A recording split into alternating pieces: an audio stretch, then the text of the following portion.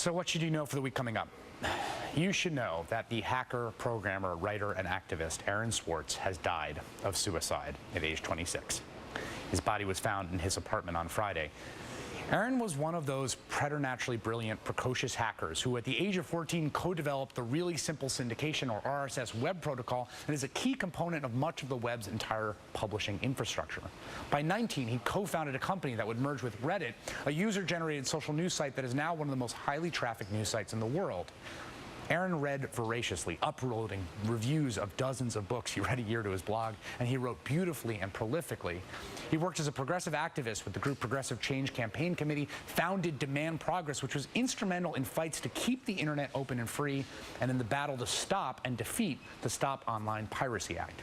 He developed the architecture for the Creative Commons licensing system that so many in the internet use, and in 2010, he and I were both fellows at Harvard's Safra Center for Ethics.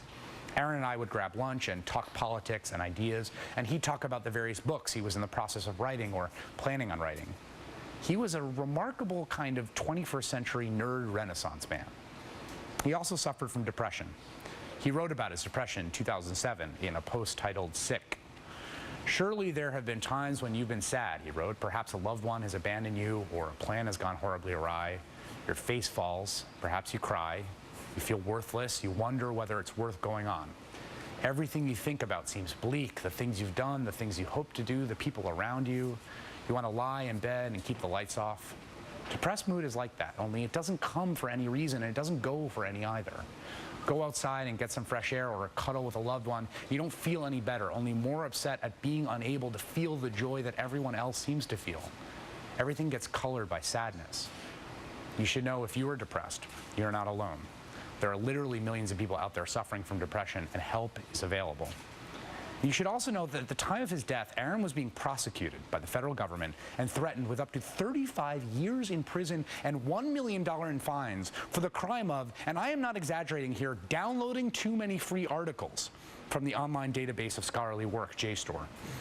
Aaron had allegedly used a simple computer script to use MIT's network to massively download academic articles from the database that he himself had legitimate access to, almost 5 million in all, with the intent, prosecutors allege, of making them freely available, although he never did.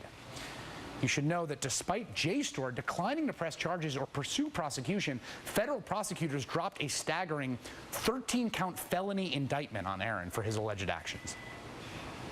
In a statement about his death, Aaron's family and partner wrote, "Aaron's death is not simply a personal tragedy. It is the product of a criminal justice system rife with intimidation and prosecutorial overreach.